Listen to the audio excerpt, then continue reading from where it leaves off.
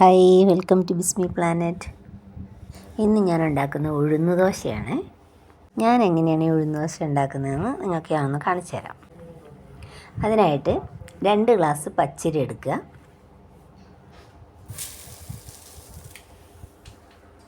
അതിലേക്ക് 1/2 table spoon ഉലുവ ചേർത്ത് കൊടുക്കുക. കൂടെ തന്നെ 1/2 ഗ്ലാസ് ഉഴുന്ന് ചേർത്ത് കൊടുക്കുക. അതോടൊപ്പം 1/4 ഗ്ലാസ് പുഴുക്കലരി കൂടെ ചേർത്ത് കൊടുക്കുക. അതിനുശേഷം നല്ലതുപോലെ കഴുകി വൃത്തിയാക്കി ഒരു 4-5 മണിക്കൂർ അരിയൊക്കെ ഒന്ന് കുതിർന്ന് വരാൻ വേണ്ടി നമ്മൾ മാറ്റി വയ്ക്കുക. അരിയും ഉഴുന്നുമൊക്കെ ഞാൻ ഒരുമിച്ചാണ് കുതിർത്ത് വയ്ക്കുന്നത്.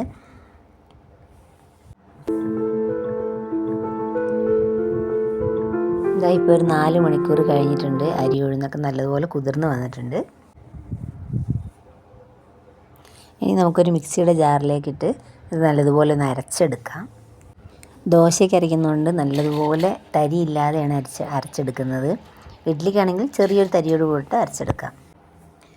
ഇപ്പോൾ ഞാൻ ആദ്യത്തെ ട്രിപ്പ് അരച്ചെടുത്തിട്ടുണ്ട്. അരച്ചെടുത്ത മാവ് ഒരു പാത്രത്തിലേക്ക് ഒഴിച്ചു കൊടുക്കുന്നുണ്ട്.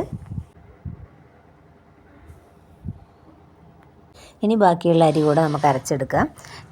ഈ അരച്ചെടുക്കുന്ന അരിയുടെ കൂടെ ഞാൻ കുറച്ച് ചോറ് കൂടെ ചേർത്ത് കൊടുക്കുന്നുണ്ട്. തലേ ദിവസത്തെ ചോറാണ് വെള്ളത്തിലിട്ട് വെച്ചിട്ട് ഞാൻ അരയ്ക്കാൻ വേണ്ടി ഉപയോഗിക്കുന്നത്.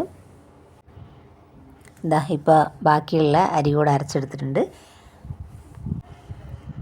ഇനി അതിലേക്ക് ആവശ്യത്തിനുള്ള ഉപ്പ് ചേർത്ത് കൊടുക്കുക. ഉപ്പ് ഞാൻ തലേ ദിവസം തന്നെ ചേർത്ത് വയ്ക്കുകയാണ് ചെയ്യാറ്. പിന്നീട് കൈ ഉപയോഗിച്ച് നല്ലതുപോലെ ഒന്ന് ഇളക്കി യോജിപ്പിക്കുക. അതിനുശേഷം ഒരു 8 മണിക്കൂറോളം ഈ മാവ് ഒന്ന് അടച്ച് റെസ്റ്റ് ചെയ്യാൻ വേണ്ടി വെക്കുക. രാത്രി അരച്ച് വെച്ചതാണ് മാവ്. പിറ്റേ ദിവസം രാവിലെയാണ് എടുക്കുന്നത്. അപ്പോൾ നല്ലതുപോലെ മാവ് പൊങ്ങി വന്നിട്ടുണ്ട്. ഇനി നമ്മളിതുകൊണ്ട് ദോശ ചൂടുകയാണെങ്കിൽ നല്ല സോഫ്റ്റായിട്ടുള്ള ദോശയാണ് കിട്ടുക. തരിയില്ലാതെ അരച്ചതുകൊണ്ട് ഇഡ്ഡലിക്കും ഉപയോഗിക്കും. ഇഡ്ഡലി ഉണ്ടാക്കാം, ദോശ ഉണ്ടാക്കാം. പക്ഷേ ഒന്നുകൂടെ ദോശയായിരിക്കും നല്ലത്. ഇനി നമുക്ക് ദോശ ചുട്ടെടുക്കാം.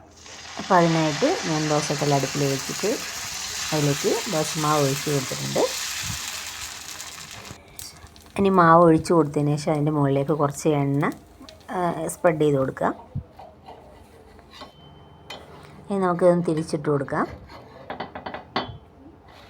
ഇത്രയേ ഉള്ളൂ പരിപാടി. അപ്പോൾ നമ്മുടെ നല്ല ടേസ്റ്റ് ആയിട്ടുള്ള നല്ല സോഫ്റ്റ് ആയിട്ടുള്ള ദോശ റെഡി ആയിട്ടുണ്ട്. ഇത് മറിച്ചിട്ടിട്ടും എടുക്കാം, മറിച്ചിടാതെ അടച്ച് വെച്ച് ആവിയിൽ വേവിച്ചിട്ട് എടുക്കാം. അപ്പോൾ ഞാൻ ഒരെണ്ണം മറിച്ചിട്ടും എടുത്തിട്ടുണ്ട്, ആവിയിൽ വേവിച്ചിട്ട് എടുത്തിട്ടുണ്ട്. അപ്പോൾ വീഡിയോ ഇഷ്ടപ്പെട്ടാൽ